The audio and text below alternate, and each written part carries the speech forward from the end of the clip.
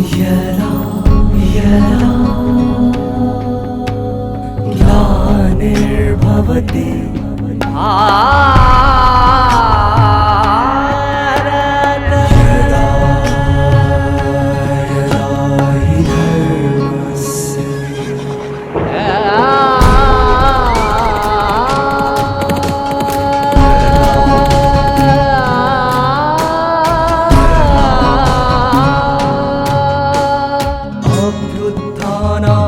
धर्मस्य तदात्मानां सृजाम्यहं परित्राणाय साधूनां विनाशाय च दुष्कृतां विनाशाय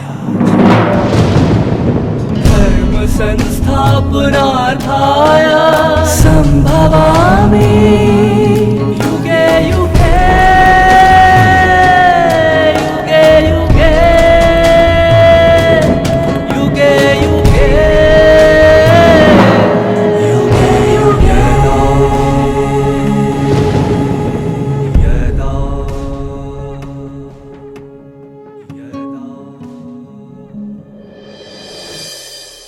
आत्मा एक अविनाशी सत्ता अमृत धारा की तरह है जो निरंतर बहती रहती। सत्यम शिवम सुंदरम स्वरूप परमात्मा के सभी अविनाशी गुण हम आत्माओं में समाहित हैं। उन गुणों और विशेषताओं को जीवन में उतार कर हम एक रस जीवन जीने का अनुभव कर सकते हैं। जन्म और मृत्यु के बीच आने वाली सभी कटु बातों को छोड़ क्यों न हम अविनाशी आनंद की ओर बढ़ें। ओम शांति। ओम असतोमा सद्गमया तमसोमा ज्योतिर्गमया मृत्योर्मा अमृतम गमया। ओम शांति शांति शांति। भारतीय सनातन संस्कृति के शांति मंत्र विश्वविख्यात है। असत्य से सत्य की ओर, अंधकार से रोशनी की ओर, मरणत्व से अमरत्व की ओर ले जाने वाले शांति के सागर परमात्मा के सन्निधान में हर मनुष्यात्मा शांति की महसूसता, अपने अंदर की गहन शांति का अनुभव जरूर करता है। इसी अनुभव को जीवन में पूरा साथ ले जाने के लिए ही तो तरसते हैं मनुष्यात्मा। जब ये शांति अपने से अलग होने का डर लगता है या लगता है कि शांति की कमी हो गई, तो मनुष्यात्मा का मन परेशान हो जाता है।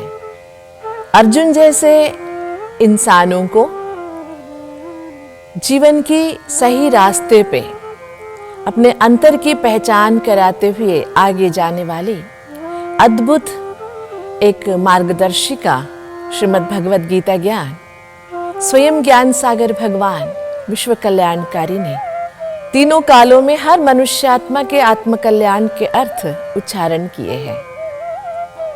सदियों से इन ग्रंथों को पूजते पढ़ते आए, लेकिन गीता ज्ञान रहस्य जैसे कि कस्तूरी मृग अपने अंदर ही कस्तूरी को रखकर अपनी कस्तूरी से परेशान होकर भाग भाग कर देह त्याग लेता है, अंत तक भी उसे ये पता नहीं चलता कि कस्तूरी का सुगंध कहाँ से आ रहा था। इसी तरह मनुष्यात्मा भी अपने अंतर को नहीं पहचानने के कारण अपने अंतर के सुख शांति को बाहर ढूंढते हुए मृग तृष्णा में भटक कर जीवन में परेशान हो जाते हैं।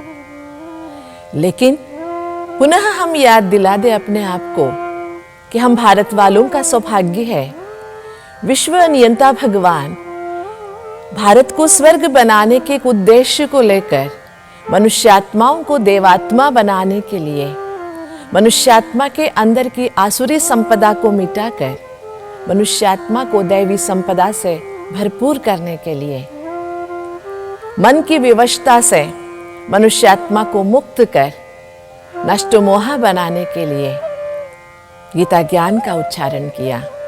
इसी अद्भुत गीता ज्ञान की रोशनी में आगे बढ़ते हुए हम सभी अपने अंदर की समस्याओं का समाधान गीता ज्ञान के द्वारा पाने के विश्वास से आगे बढ़ रहे हैं। जी हाँ, अर्जुन की समस्याएं कितने भी सामाजिक थी, लेकिन समाधान अंदर से ही था। समस्याएं प्रापंचिक थी, लेकिन समाधान आध्यात्मिक ही था, क्योंकि हर समस्या का मूल जड़ अंतर से ही होता है और अंतर में ही सुलझाया जा सकता है। इसीलिए तो भगवान ने कहा कि देहिनोस्मिन् यथा देहे कौमारम यौवनम जरा तथा देहांतर प्राप्ति ही धीरस्तत्र न मुह्यते। इसलिए भगवान ने अर्जुन को ये कहा कि हर एक आत्मा इस जगत में देह लेकर आती है और देह में ही इतनी सारी अवस्थाएं पार करती है, कभी शोक नहीं करते, और देह बदलना भी इसी के एक भाग है। ये समझने के लिए और आगे भगवान मार्गदर्शन कर रहे हैं। देखिए, यम ही न व्यथयन्त्येते पुरुषम पुरुषर्षभा समदुःख सुखम धीरम सोमृतत्वाय कल्पते। भगवान कहते हैं, यूं ही ऐसे ही व्यथा में, चिंता में, शोक में डूबे रहना धीर पुरुष के लिए शोभता नहीं है। समदुःख सुखम धीरम, धीर उसको कहते हैं, धैर्यवान उसको कहते हैं, हिम्मतवान उसको कहते हैं जो सुख दुख में समभाव रखता हो। और ऐसा धीर पुरुष ही सोमृतत्वाय माना अमृत तत्व की प्राप्ति करता है, माना अमरत्व की प्राप्ति करता है। तो अमरत्व माना क्या है, अमरत्व की प्राप्ति होगी कैसे? उसके लिए मनुष्यात्मा को दुख सुख में समभाव रखते हुए हिम्मतवान बन के जीना होगा और व्यथा को छोड़ना होगा, व्यर्थ चिंता को छोड़ना होगा। जैसे कि कस्तूरी मृग की बातें सुन रहे थे, इसी तरह अपने अंदर की जो ताकत है, अपने अंदर की जो खूबियां हैं, मनुष्यात्मा पहचानता ही नहीं है। जब वो खो जाता है ना, तब उसकी पहचान उसे होने लगती है। यूं ही एक छोटा सा अगर हम दृष्टांत लें, समुद्र किनारे एक फैमिली पिकनिक पे गई हुई थी, बच्चे माँ बाप। बच्चा खेलते खेलते पानी में चला गया, बहुत बड़ी लहर आई और बच्चे को ले गई। जैसे बच्चा डूबता जा रहा था, चिल्ला रहा था, माँ तो इतना जोर जोर से चिल्ला रही थी, मेरे बच्चे को समुद्र खा गया, मेरे बच्चे को समुद्र खा गया। उतने में कोई बहुत अच्छा तैरने वाला वहां पर आया और उसने बच्चे को बचा लिया। जैसे माँ ने डूबते हुए बच्चे को पुनः अपने गोदी में पाया तो माँ के संतोष का पारावार नहीं रहा। इतने बच्चे को अच्छी तरह से लिपट के अच्छी तरह से रोने लगी, अरे मेरा बच्चा मुझे मिल गया। खोए हुए बच्चे को पाने से इतनी खुशी हुई माँ को। उतने में जो लोग इकट्ठे हो गए थे, उनमें से किसी ने कहा, बच्चे की ना एक जूता दिखाई नहीं दे रहा है, एक ही पैर में जूता है। देखिए, 5 मिनट पहले माँ को लग रहा था बच्चे को मैंने खो लिया, बच्चा हाथ से चला गया। जब बच्चा मिल गया तो बहुत खुश थे, लेकिन किसी ने कहा एक पैर का जूता नहीं है, अरे जूता चला गया, जूता चला गया। बच्चे की खुशी, बच्चे को पाने की खुशी, खोने के बाद पाने की खुशी, ये सब वहां नष्ट हो गया और छोटे से जूते के लिए माँ हैरान होने लगी। ये आंखों के सामने घटी हुई ये छोटी छोटी घटनाएं मनुष्य की व्यर्थ चिंता कितनी हद तक जा सकते हैं। अरे जीता जागता बच्चा मिला हुआ है, उसका तो आनंद लीजिए, नहीं छोटे से जूते के लिए माँ परेशान होती रही। ये है मनुष्य आत्मा की व्यर्थ चिंता करने की आदत, व्यथा करने की आदत। जो हाथ में है उसका आनंद हम नहीं लेते, जो नहीं है उसके बारे में व्यथित होते हैं। इसलिए भगवान कहता है, अगर अमृतत्व को पाना है, अर्थात आत्मा के अमरत्व की अनुभूति करनी है, मानव जीवित एक निरंतर चलनशील है और ये कभी रुकता नहीं है। शरीर बदलता है, लेकिन शरीर बदलने से आत्मा का नाश तो कभी नहीं होता और जीवन की गति रुकती नहीं है, इसीलिए जीवन चक्र कहते हैं।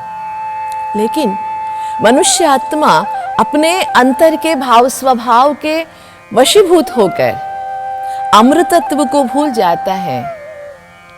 और जैसे कि हम सभी ने देखा हुआ है, कितना भी अच्छा खाना दे दो आप कुत्ते को, हड्डी के टुकड़े में ही कुत्ते को मजा आता है और इतना खुश होता है हड्डी के टुकड़े को चबाते हुए।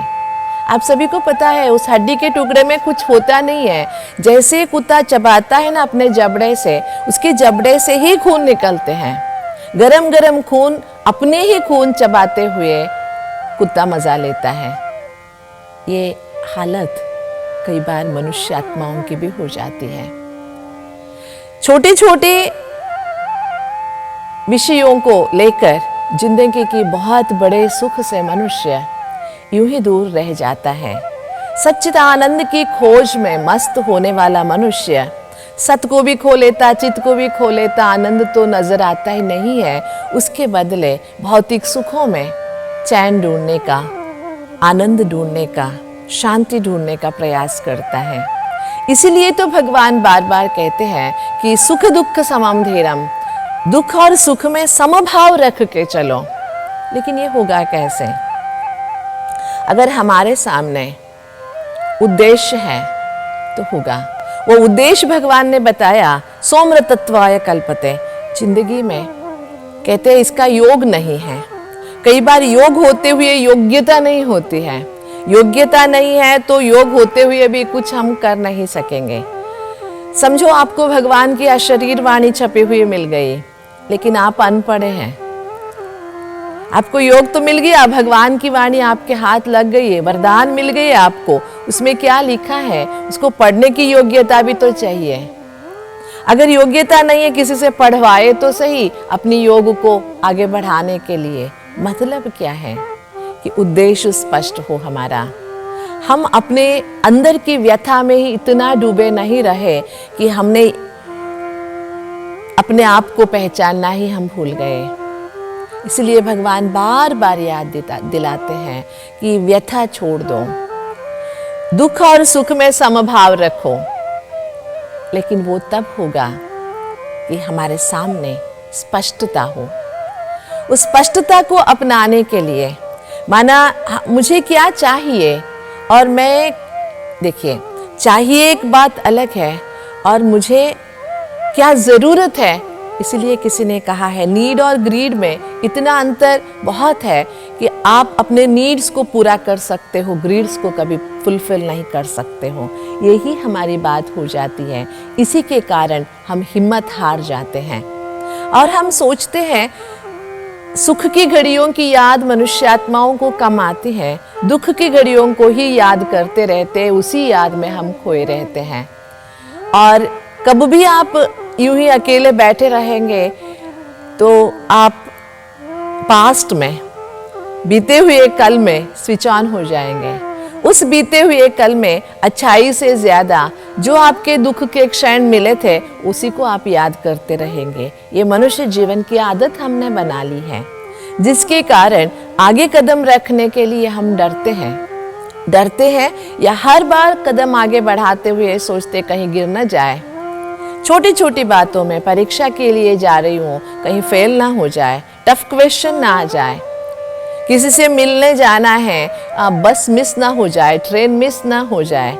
पहला थॉट हमारा क्या आता है? दुख देने वाला थॉट आता है, जिसको ही नेगेटिव कहते हैं आजकल की दुनिया में। लेकिन इसका कारण क्या है? हम कहते हैं अपने अनुभव से ही तो कह रहे हैं, हम गलत थोड़ी कह रहे हैं। लेकिन अपने अंतर को समेटना, संभालना किसका काम है? अगर मुझे जीवन ने जो दिया है उसका पूरा आनंद लेना है तो जीवन जैसा है उसका आनंद लेते चलिए। कभी जीवन में आप जीवन को करेक्ट करते नहीं चाहिए। ये ऐसे होता तो अच्छा होता, ये ऐसे होता तो अच्छा होता, मैंने जाते ही बस मिल जाता तो अच्छा होता, मेरे जाते ही ट्रेन मिल जाता तो अच्छा होता। ऐसे हर बात के लिए अपने डिमांड कमांड करने के बजाय this world is fully planned, भगवान ने पूरी तरह से सोच कर रखा है। ये मानकर एक्सेप्ट करके चलना अपने अंदर की धैर्यता को बढ़ाता है।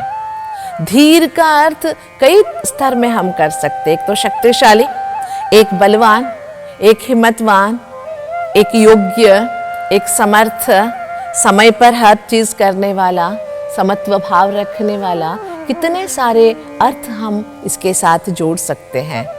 लेकिन अर्थ के अनुभव तभी होगा ना जब हम उसी के रास्ते पे चलने का प्रयास करेंगे। तो ये सोमृतत्वाय जो भगवान कह रहे हैं, अमृतत्व क्या है? अमृतत्व वो है जो हमारे अंदर भरे हैं, जो कभी नाश होने वाला नहीं है, जो हमारी चाहनाएं हैं। जैसे कि ये हमने संतोष की बात की, आनंद की बात करते, ये है अमृतत्व। हम चाहते हैं संतोष मिले, हम चाहते हैं अपने अंदर से हम खुशी का अनुभव करें, लेकिन प्रॉब्लम क्या है? अंदर की खुशी को हम बाहर ढूंढते हैं, अंदर के संतोष को हम बाहर ढूंढते हैं, अंदर की शांति को हम बाहर चीजों में ढूंढते हैं। कहते हैं ना, किसी ने सोचा कि दुनिया में अशांति बहुत फैली हुई है, यहाँ पर शांति की स्थापना करनी है। उन्होंने बहुत सारे प्रयास किए, सब फेल हो गए। फिर उसने सोचा दुनिया का तो सोचो, दुनिया का तो छोड़ दो, मेरे गली मोहल्ले में सभी शांति से रहे, उसके लिए मैं प्रबंध करूंगा। वो भी उनसे नहीं हुआ। बाद में सोचा गली मोहल्ला तो छोड़ दो, अपने घर में तो शांति का मैं स्थापना करूंगा, या सब शांति से प्यार से रहेंगे, लेकिन वो भी नहीं हो पाया। बाद में उसने सोचा सभी को कहने से, सभी को शांत करने से क्या फायदा, पहले मैं तो अपने अंदर की शांति के महसूसता करूं। जब उसने ये संकल्प किया कि मैं अपने अंदर की शांति की महसूसता पहले करूंगा, उस दिन उसको लगा कि मेरा घर भी शांत हो गया है, गली मोहल्ला भी शांत हो गया है। मतलब क्या है? चिड़िया चहक रही है, नदी बह रही है, हवा चल रही है, आवाजें हो रही है, वो कुछ भी आपको कोई भी तरह से परेशान नहीं करेगा जब अंतर शांत है। नहीं तो आप जंगल में जाओ तो चिड़ियों की आवाज भी आपको परेशान करेगा। अरे यहाँ कहाँ आ गए हम, ये भी होगी। तो परेशानी का मूल भी अंदर है, परेशानी का निवारण भी अंदर है। इसलिए भगवान कहता है व्यथा छोड़ दो, सम दुख सुखम धीरम, धीर बन जाओ, जीवन में हिम्मतवान बनो। कई बार हमने ये सुना है कि हिम्मते मर्दे मत दे खुदा, है ना।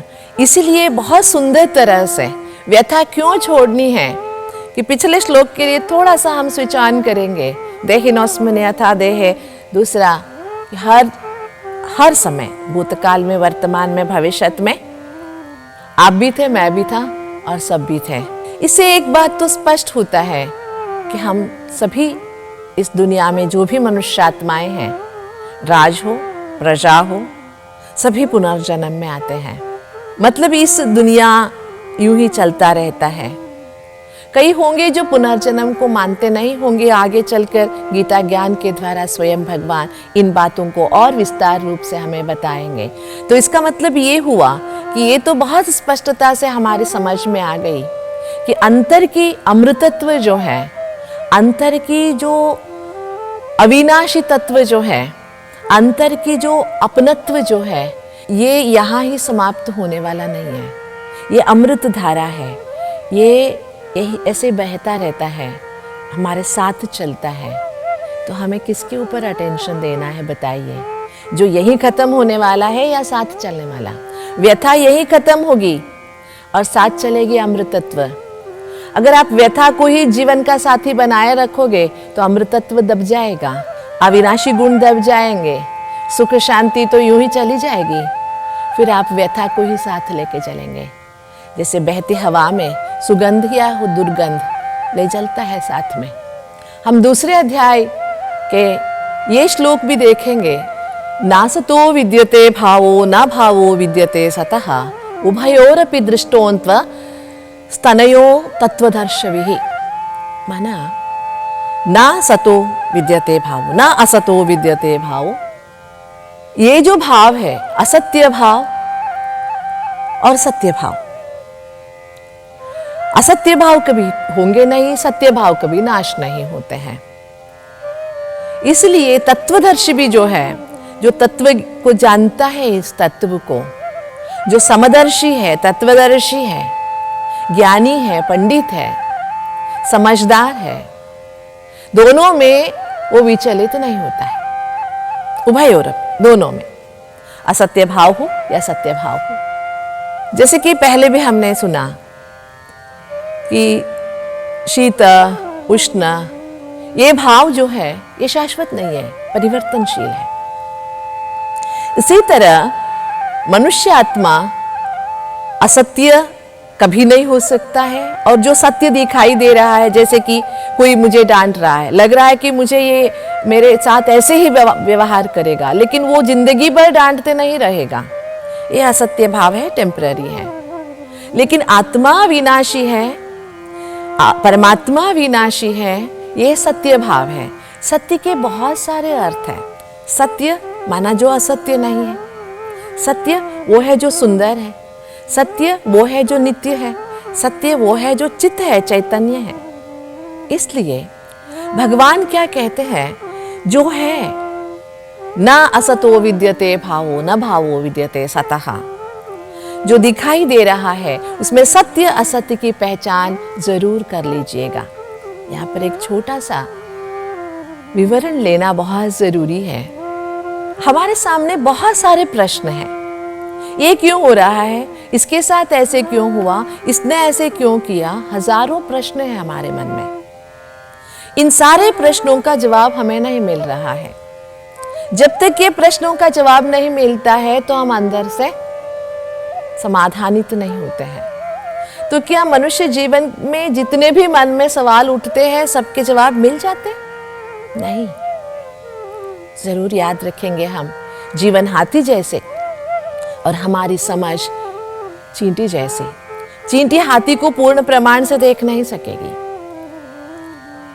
लेकिन चींटी अगर जीना चाहे तो हाथी के पैर के नीचे आए बिना अपने जीवन संवार सकती है। बस समझ भी इतना ही होना चाहिए, जो मैं बदल सकती हूँ उसकी समझ मुझे हो, जो मैं नहीं बदल सकती उसकी समझ मुझे हो। माना असत्य और सत्य की यथार्थ समझ मुझे होना चाहिए। भगवान से हमारी इतनी ही प्रार्थना हो कि जो मैं बदल सकती हूँ, जो मेरे से बदलाव हो सकता है उसकी समझ मुझे दे दीजिए, और जो मेरे से बदलाव नहीं हो सकता, जो इस दुनिया में बना बनाया है, उसकी भी समझ मुझे दे दीजिए।